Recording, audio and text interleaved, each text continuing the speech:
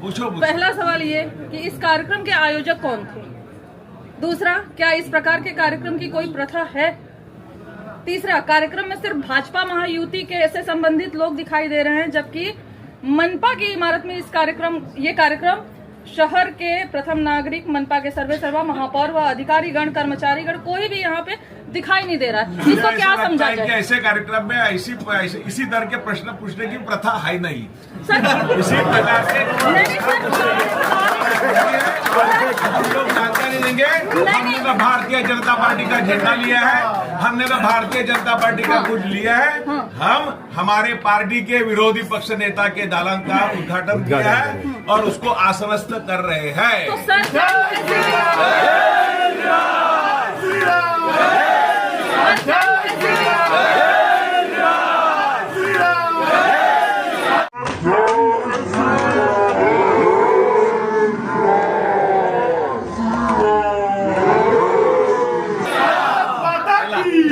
छत्रपती शिवाजी महाराज की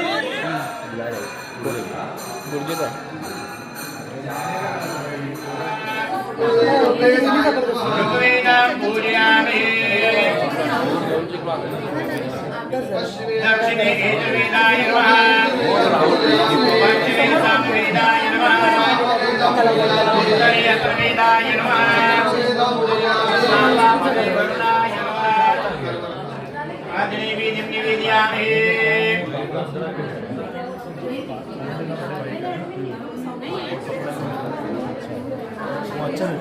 नमस्कार, मैं रवि पंडित इस वक्त मैं वसई विरार महानगर पालिका के ठीक नीचे खड़ा हूं।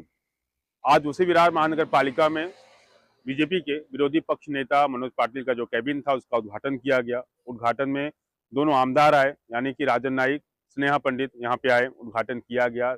जितने भी नगर सेवक हैं बीजेपी के वो भी आए, तमाम कार्यकर्ता आए। पूरे कैबिन के बाहर एकदम सजावट किया गया था, कैबिन सजाया गया था और अंदर पूजा भी रखा गया था, पंडित जी भी आए थे। पूरा एक अच्छा माहौल बना था और माहौल बना और लोग आए। लेकिन सवाल कई यहाँ पे खड़े हो रहे हैं। सवाल तो पहला ही खड़ा हो रहा है, क्या विरोधी पक्ष नेता के कैबिन में इस तरह का पूजा करना चाहिए था, इस तरह से उसका ओपनिंग करना चाहिए था? जबकि वसई विरार महानगर पालिका का जो कार्यालय है इसका उद्घाटन पहले हो चुका है। कार्यालय का उद्घाटन होने के बाद उसके अंदर जो एक कैबिन है, दलान है, उसका फिर से उद्घाटन करना, ये बात कुछ समझ में नहीं आ रही है। क्या शासकीय कार्यालय में इस तरह से पूजा करना और पूजा करके उद्घाटन करना क्या सही है? अगर उसी जगह पे कोई मुस्लिम नेता होता और वो अपने धर्म के हिसाब से अपने कैबिन का उद्घाटन करता, तो क्या बीजेपी वाले या फिर अन्य पक्ष वाले जो हैं वो शांत बैठते, विरोध नहीं करते? विरोध करते।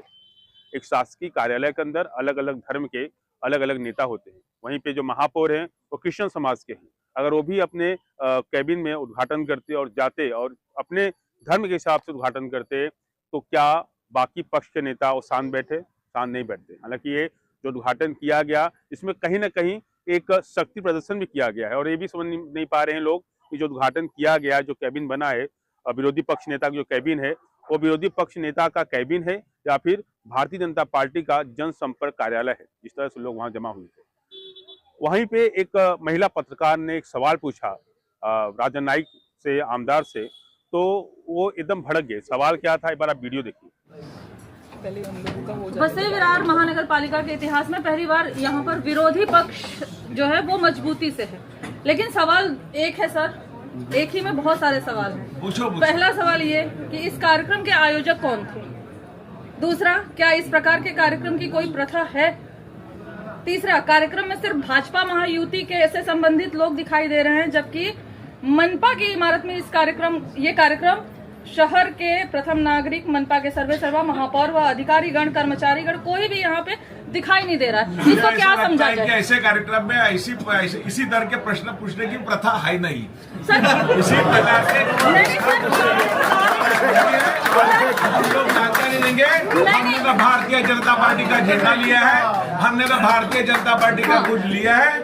हम हमारे पार्टी के विरोधी पक्ष नेता के दालन का उद्घाटन किया है और उसको आश्वस्त कर रहे हैं। तो सर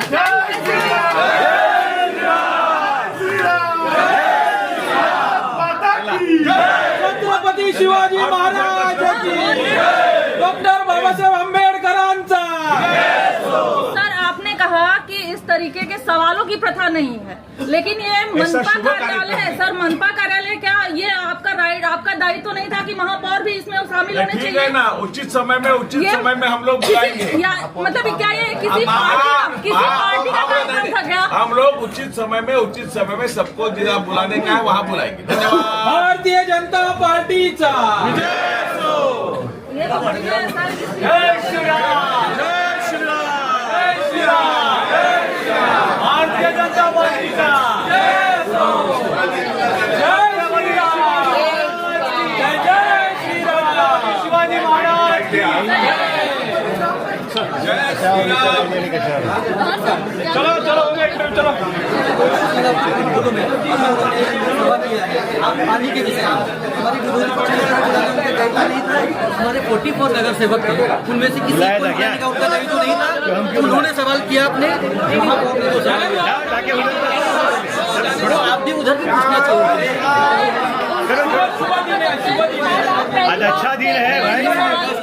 आपने वीडियो देखा, उनका सवाल ये था कितना बड़ा कार्यक्रम किया जा रहा है वसीम विरार महानगर पालिका के अंदर, क्या यह ठीक है? दूसरा उन्होंने सवाल किया कि इतने बड़े कार्यक्रम में पूरे वसीम विरार महानगर पालिका के जो महापौर हैं उनको नहीं बुलाया गया, आयुक्त को नहीं बुलाया गया, उपायुक्त को नहीं बुलाया गया, किसी भी अधिकारी को इन्वाइट नहीं किया गया था, और जो उप महापौर हैं उनको भी नहीं बुलाया गया।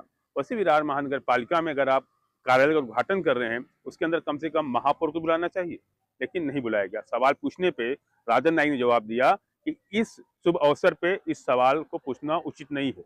उचित क्यों नहीं है?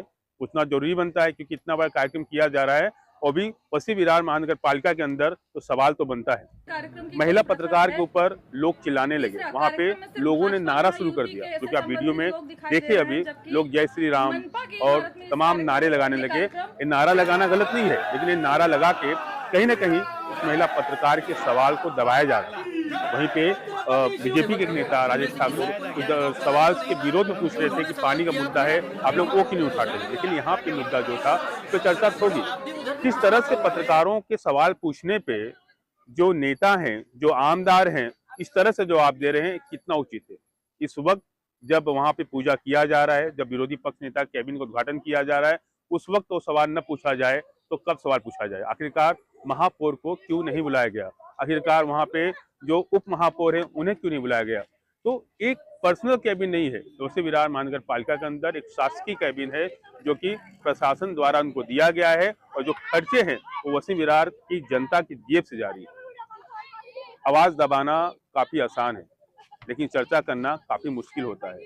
ये पत्रकार जब सवाल पूछते हैं तो उनको आप यूट्यूबर बताते हैं, वही पत्रकार जब आपका इंटरव्यू लेते हैं तो आप उसकी वाहवाही करते हैं और वीडियो को काफी शेयर करते हैं। तो ये दो चरित्र जो है ये कहीं ना कहीं इससे जनता काफी कंफ्यूज है और हम पत्रकार भी काफी कंफ्यूज हैं। अब इस सवाल का जवाब आखिरकार कब और कौन से नेता देंगे ये भी देखना होगा। और राजन नाईक ने कहा है कि ये सवाल का ये सही समय नहीं है, ये अच्छी घड़ी नहीं है, तो शुभ घड़ी कब आएगी जिस सवाल का जवाब देंगे। वसीम विरार महानगर पालिका में जिस तरह से इस पूरा कार्यक्रम आज किया गया, इस कार्यक्रम से कई सवाल और भी खड़े हो रहे हैं। कुछ दिन पहले इसी दलान के लिए जो गट नेता हैं उन्होंने भी आंदोलन किया था। आयुक्त के कैबिन में लोग नीचे बैठ के भजन कर रहे थे और विरोध कर रहे थे। जब उनको एक कैबिन मिलने वाला था, विरोधी पक्ष नेता कैबिन ऑलरेडी बना हुआ था, तो उसको लेके आंदोलन क्यों किया गया?